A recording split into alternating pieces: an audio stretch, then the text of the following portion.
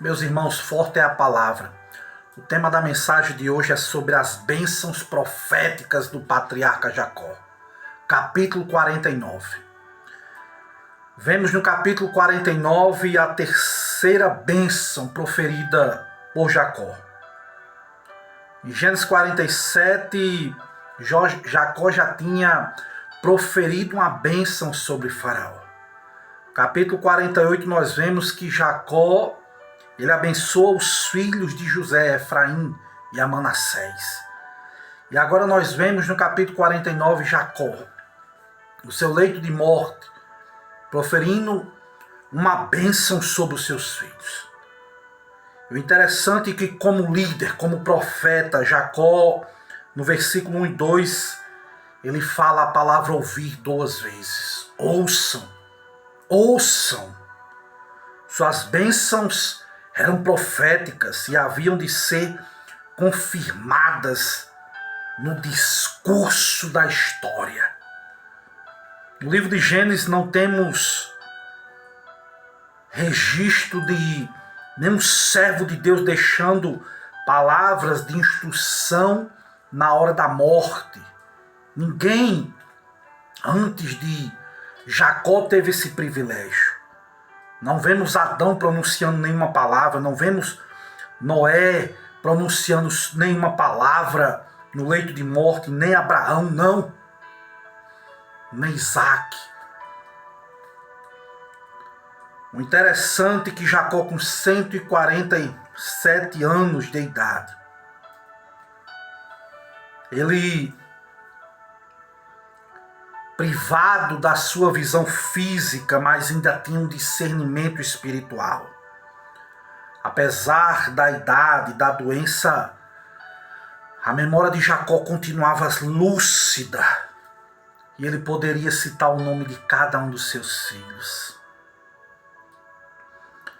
E aqui nós vemos 3 lições sobre a vida de Jacó. Em primeiro lugar, eu vejo que todos os seus filhos estavam vivos.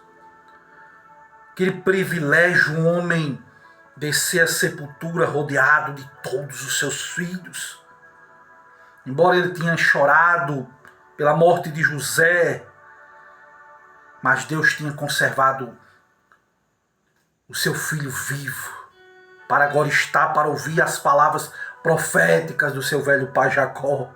Em segundo lugar, eu vejo que a bênção proferida sobre os seus filhos foi uma bênção pública, em contraste com a bênção de Isaac.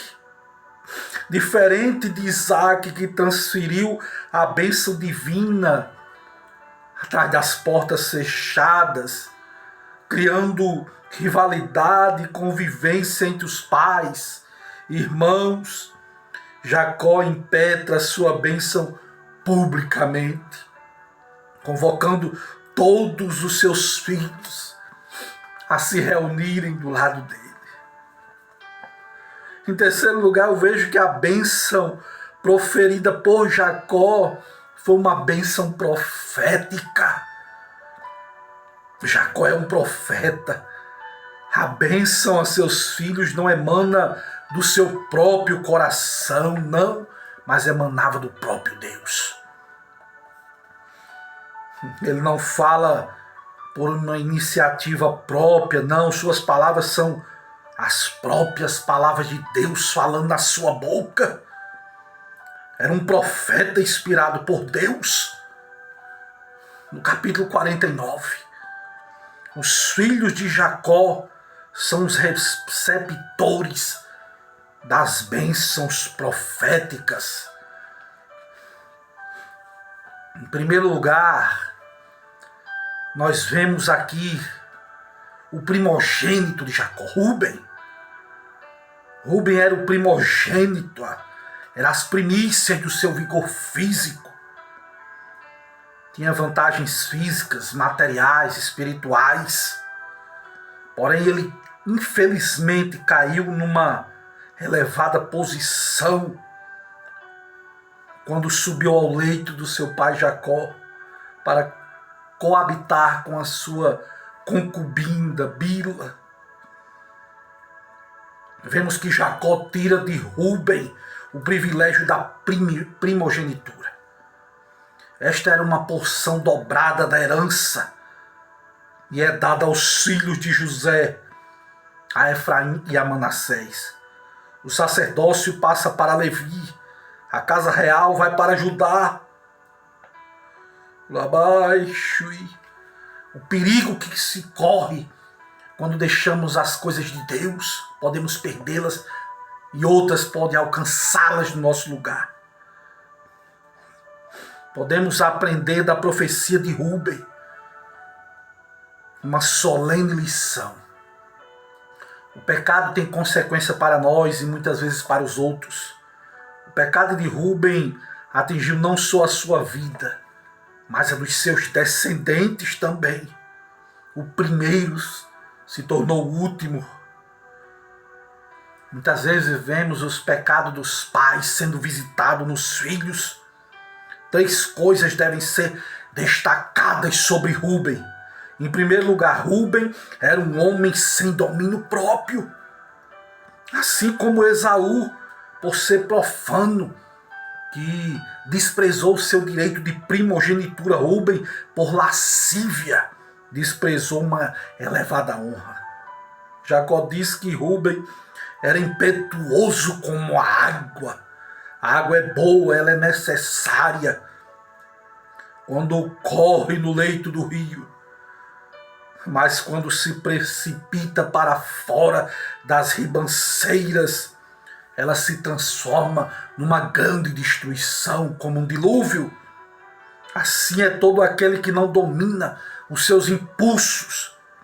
A expressão que Jacó usa para Rúben, ele vai dizer que ele era impetuoso como a água, no versículo 4, 49 de Gênesis.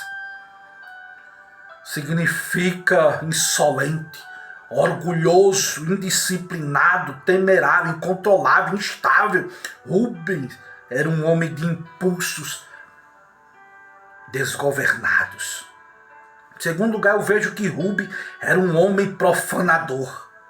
Rúben subiu o leito do seu pai para ter relações sexuais com Bila. Um pecado de incesto. A verdade é que muitos pecados do passado privam-nos das bênçãos futuras. Um pecado muito antigo que Rúben havia cometido, finalmente o havia encontrado.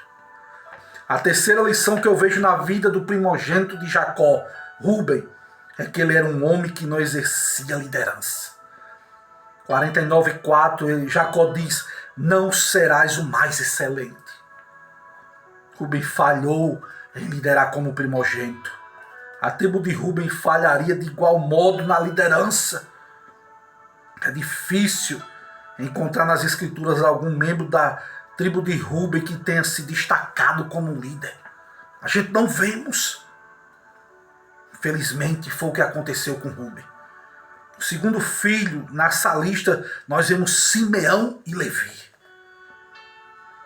E Jacó diz irmãos, não apenas porque vêm do mesmo ventre, não, ou porque andam juntos, não, mas porque compartilham notavelmente dos mesmos traços criminais, violência, furor, crueldade. Os dois estão agrupados porque tinham chefiado o massacre sangrento de Siquém, em Gênesis 35, se vingando quando a sua irmã foi estuprada. Depois você quiser ler, você lê lá o que Simeão e Levi fizeram com aquele povo, mandando circuncidá-lo, e na mais alta dor da circuncisão, eles o mataram.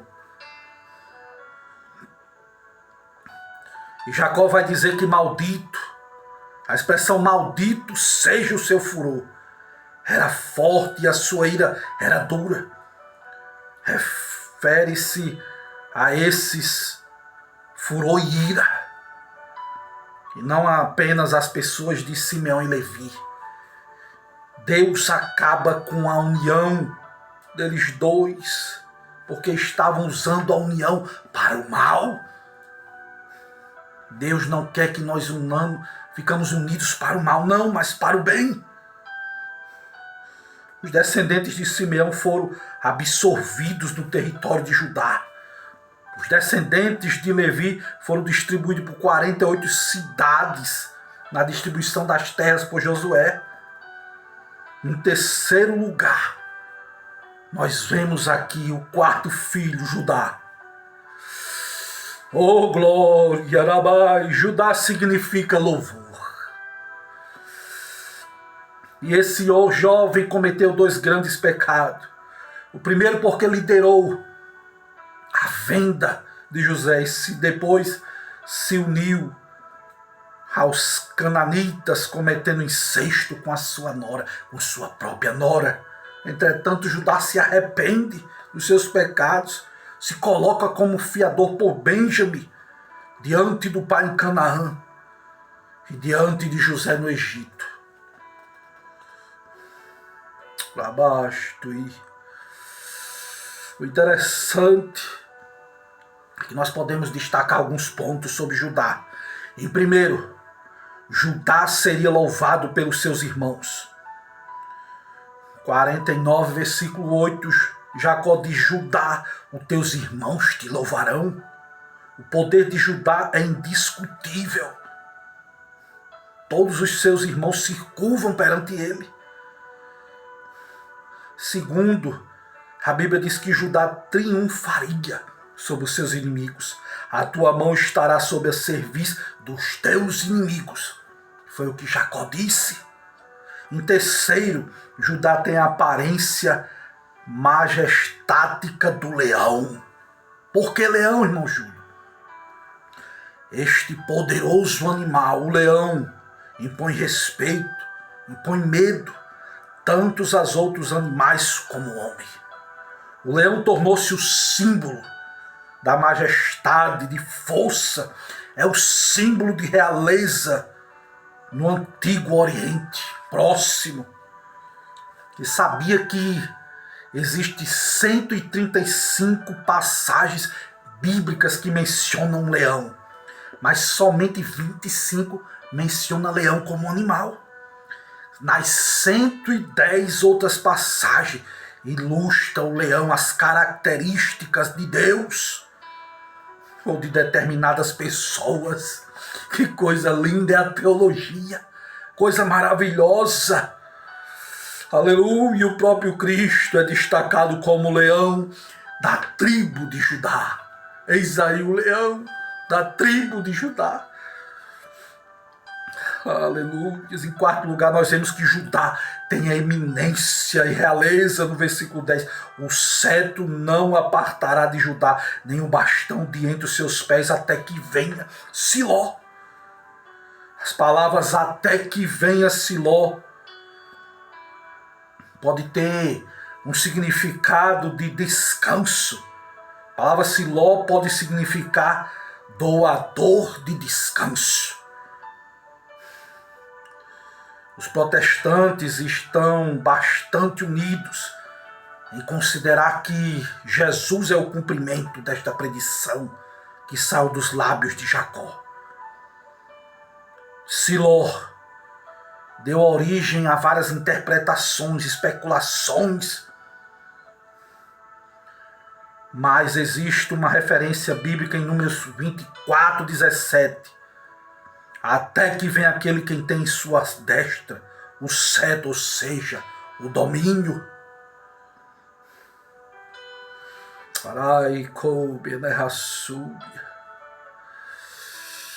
Em quinto lugar, nós vemos que Judá desfrutaria de riqueza exuberante.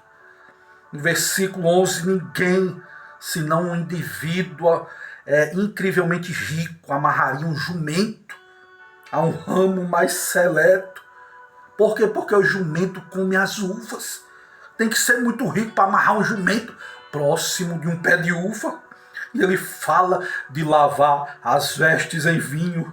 É outra imagem de incrível prosperidade. Você sabe que o vinho é algo caro, é algo caríssimo, e ele diz, vai lavar as vestes com vinho. A descendência de Judá. Judá, no versículo 12, desfrutaria de beleza real, fala da brancura dos dentes dele, dos olhos que brilhavam. É um sinal de bênção.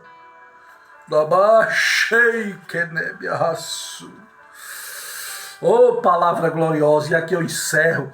E no próxima palavra nós estaremos falando sobre o restante dos filhos de Jacó. Que Deus te abençoe em nome de Jesus.